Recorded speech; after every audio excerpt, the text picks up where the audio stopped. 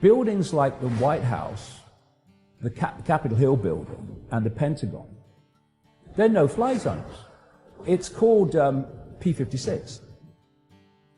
And what happens is when you enter that no-fly zone, especially you get into the inner cores of it, if you're not broadcasting the codes that allow you into that space, then you will be shot down. Another thing is that there's ground-to-air missiles protecting that no-fly zone as well. Now, the organization that is designated to protect America and Canada from the air is called NORAD. And they have centers, NORAD, all over to react to situations in that area. The one relevant to 9/11 is called NEADS. It's at a place called Rome in New York State. And it is the one that reacts to these things and gets military planes in the air to go up there and see what's going on, and also to try to force the plane down. And if it's threatening a civilian area, to shoot it down. In the year before 9/11, 125 times this happened. So what happened on 9/11 is that this system was suspended for some reason. And in a period of some 2 hours while this was playing out, not one single military plane was scrambled that made any difference to events. 10 miles down the road from the Pentagon and the White House is the Andrews Air Force Base. The Andrews Air Force Base is where Air Force One comes in and foreign leaders come in and then get helicoptered to the White House. They do not have planes on standby to react 10 miles down the road to the no-fly zone over Washington. After the Pentagon was hit, as was widely reported, planes were scrambled from the Andrews Air Force Base to protect other attacks of Washington. What weren't they before? Because it had to be allowed to happen. Now here's another kicker. First of all, at least some of those phone calls couldn't have happened.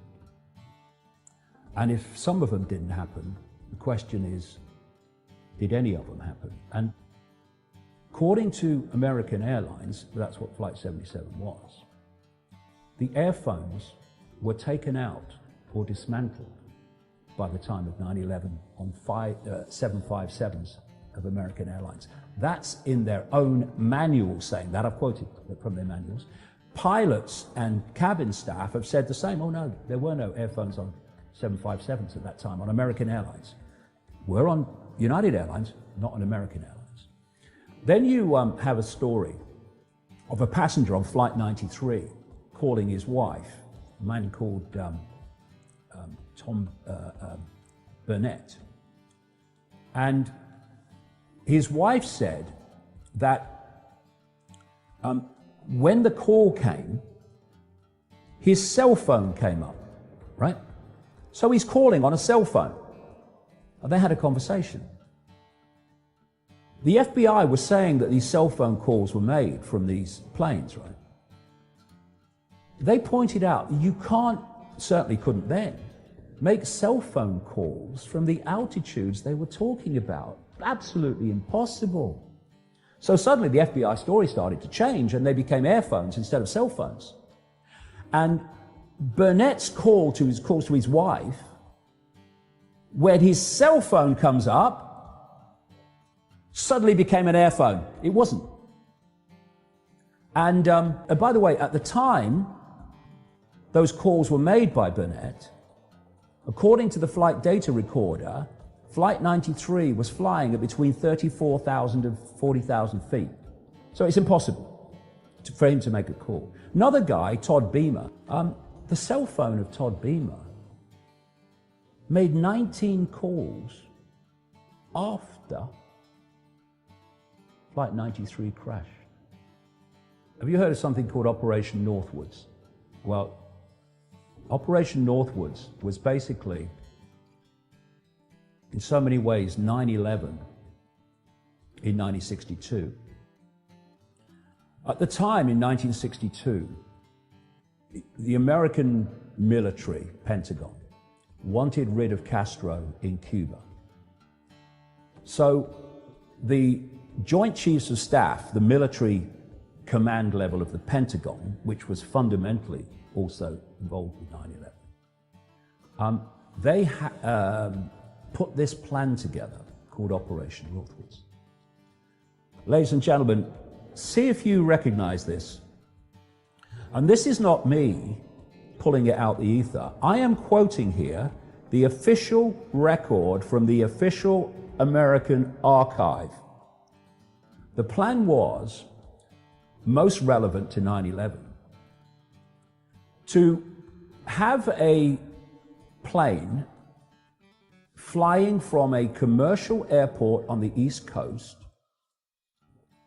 that would take it in its normal route across, at a high altitude obviously, Cuban airspace. This plane, Operation Northwoods documents say, would be full of, this is the quote, carefully selected passengers with carefully selected aliases. The plane would take off, and over Florida, a military CIA plane of the same type, painted in the same airline colors, a drone, 1962, would take off from Eglin Air Force Base in Florida, would get close to the original plane, so basically the dots started to merge, and the drone would be flown on the route over Cuban airspace, and with the passengers, that plane that took off from the airport in an absolutely scheduled flight would be landed at Eglin Air Force Base and the passengers removed. Note how few passengers there were on those planes on September the 11th for what would have got to business time in the West Coast. These documents said that this drone, without a pilot, would be flown in the colors of the airline and the scheduled flight. When it got over Cuban airspace, they would explode the plane by radio signal. And it even says in the document, and we won't report it, we will wait for the international aviation authorities to tell us that it's happened, so that there's more credibility that we didn't know about it. And the idea was to blame it on a ground-to-air missile or a plane from Cuba and justify an invasion of Cuba as a result of that. All these years later, in 2001, basically Operation Northwoods, much expanded, played out in America and justified what? The invasion of country after country in the same way they wanted to use that as an excuse to invade Cuba. Everywhere you look, this story falls apart.